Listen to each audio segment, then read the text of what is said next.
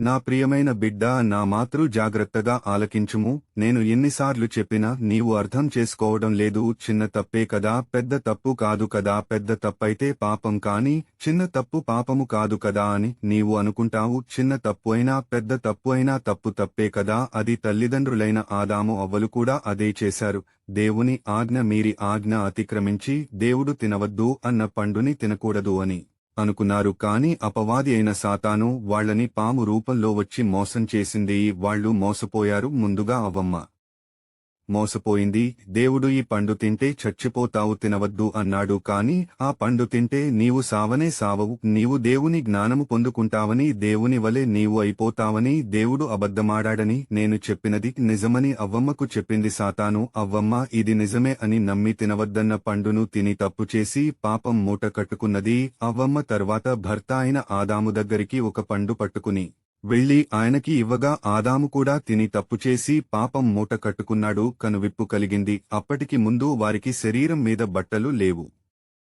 ఈ పండ్లు తిన్న తర్వాత కడుపు కలిగాక వారి మొల చుట్టూ ఆకులు కట్టుకుని చెట్టు చాటున దాక్కుని ఉన్నారు.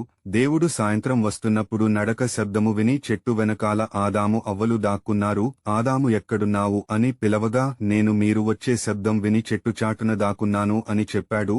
ఆదాము అయ్యో ఎంత పెద్ద తప్పు చేశారు, ఎందుకు చేశారు, ఎవరు చేయించారు అని ఆదామును ప్రశ్నించగా అప్పుడు ఆదాము నన్ను నాకు భార్యగా ఇచ్చిన నా భార్య ఆ పండు తినమని ఇచ్చింది, తిన్నాను. తర్వాత అవమ్మా నిన్ను ఎవరు తినమన్నారు ఆ పండును అని అడగగా నన్ను ఈ సర్పము తినమని అని అంటే ఒకళ్ల మీద ఒకళ్ళు ఆ తప్పును తప్పుపుచ్చుకోవడానికి నెట్టుకున్నారు. కాని వారి తప్పు చేసి పాపం మూట కట్టుకున్నారు. అందువలన వారిద్దరినీ ఏదోను తోట నుండి బయటకు గెంటివేశాడు.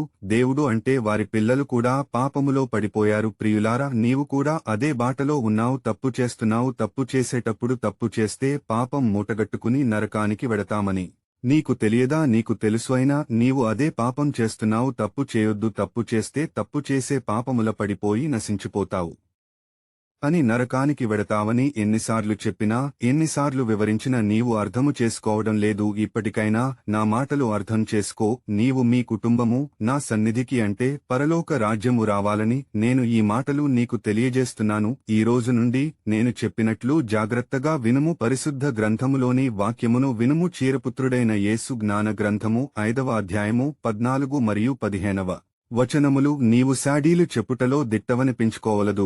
నీ నాలుకతో ఉచ్చులు పన్నవద్దు. దొంగలు అవమానమునకు గురియైనట్లే అసత్యవాదులు తీవ్రనెందుకు రులగుదురు. పెద్ద తప్పులను చిన్న తప్పులను మానుకొనుము. ఆమెన్.